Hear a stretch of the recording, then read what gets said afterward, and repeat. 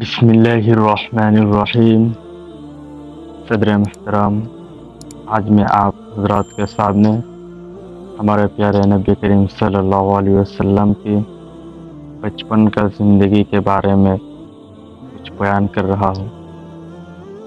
سب سے پہلے حضرت صلی اللہ علیہ وسلم کو آپ کی والدہ ماجدہ نے اور چاند روز کے بعد ابوالہاب کی کنیز صہیبہ نے دودھ پلایا۔ اس کے بعد یہ دولت خدا حلیمہ سعدیہ کا نصیب ہوئی۔ شرح عرب کی عام عادت تھی کہ بچوں کو دودھ پلانے کے لیے گرد وجوار کے دیہات میں بھیجا دیتی ہے، اس سے بچوں کی جسمانی صحت بھی اچھی ہو جاتی اور وہ خالص عربی زبان بھی سیکھ جاتے تھے، اور اسی لیے گاؤں کی عورتوں اکثر شہروں میں سیرخوار بچے لینے کے لیے جایا کرتی تھی۔ حضرت حلیمہ سعدیہ کا بیان ہے کہ میں طائف سے بنی سعد کی عورتوں کے ہمراہ دودھ پینے والے بچوں کی تلاش میں مکہ کو چلی۔ اس سال قحط تھا، میری گود میں ایک بچہ تھا، مگر فقر و فاقہ کی وجہ سے اتنا دودھ نہ تھا جو کافی ہو سکے۔ رات بھر وہ بھوک سے تڑپتا تھا اور ہم اس کی وجہ سے بیٹھ کر رات گزارتے تھے۔ ایک اونٹ بھی ہمارے پاس تھے، مگر اس کے بھی دودھ نہ تھا۔ مکہ کے سفر میں جس دراز گوشت پر سوار تھی وہ بھی اس قدر لاغر تھا کہ سب کے ساتھ نہ چل سکتا تھا، راہی بھی اس سے تنگ آ رہا تھی۔ آخر مشکل سے یہ سفر طے ہوا۔ مکہ پہنچے تھے رسول اللہ صلی اللہ علیہ وسلم کو جو عورت دیکھتی اور یہ سنتی کہ آپ صلی اللہ علیہ وسلم یتیم ہے کہ کوئی قبول نہ کرتی، کیونکہ زیادہ اکرام و انعام کی تحفہ نہ ملے گا۔ ادھر حلیمہ سعدیہ رضی اللہ تعالیٰ عنہ کا قسمت ستارہ کی چمک رہا تھا۔ ان کے دودھ کی قوم ان کے لیے رحمت بن گئی، کیونکہ دودھ کو دیکھ کر کسی نے ان کو اپنا بچہ نہیں دیتا۔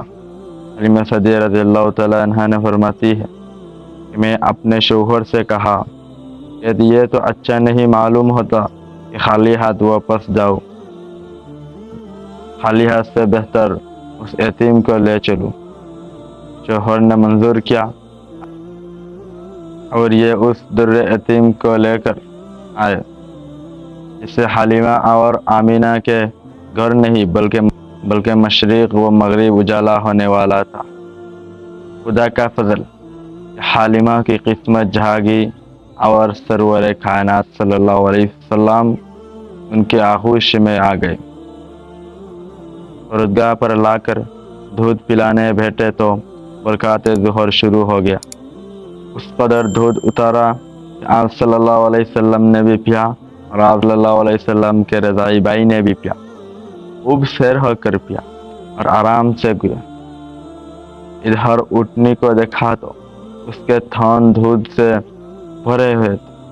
میرے شوہر نے اس کا دودھ نکالا اور ہم سب نے سیر ہو کر پیا اور رات بھر آرام سے گزرے۔ مدتوں کے بعد یہ پہلی رات تھی کہ ہم اطمینان کے ساتھ نیند بھر سو گئے۔ اب تو میرے شوہر بھی کہنے لگے، حلیمہ تم تو بڑا مبارک بچہ لے آئے۔ میں نے کہا مجھے بھی یہی توقع ہے کہ یہ نہایت مبارک لڑکا ہے۔ اس کے بعد ہم مکہ سے روانہ ہوئے۔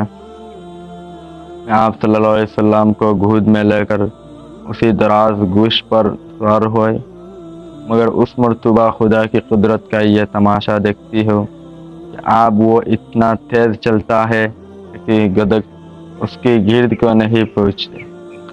میری ہمراہی عورتوں تعجب سے کہنے لگے کہ حلیمہ یہ وہی گدھا ہے جس پر تم آتی تھی۔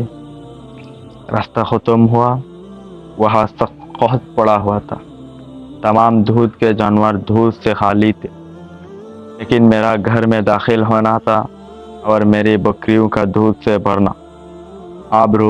اب روزانہ میری بکریاں دودھ سے بھری آتی ہے اور کسی کو اپنے جانور میں ایک قطرہ بھی دودھ نہیں ملتا۔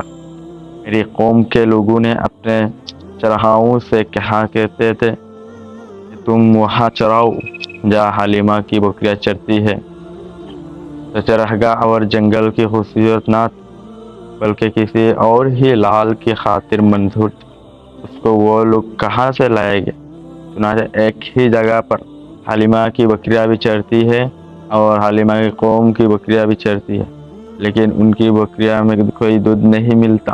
حلیمہ کی بکریاں دھون بھر کر کے دودھ ملتی ہے۔ محترم حاضرین، یہ آپ صلی اللہ علیہ وسلم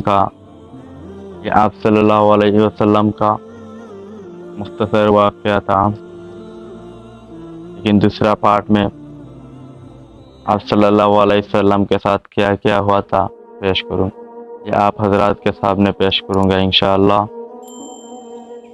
آپ حضرات ہمارے پیارے نبی صلی اللہ علیہ وسلم کی پوری کہانی سننے کے لیے ہمارے چینل کو سبسکرائب کریں اور لائک کریں، کمنٹ کریں اور پاس کا بیل آئیکن ٹی دبائیں۔ آمین۔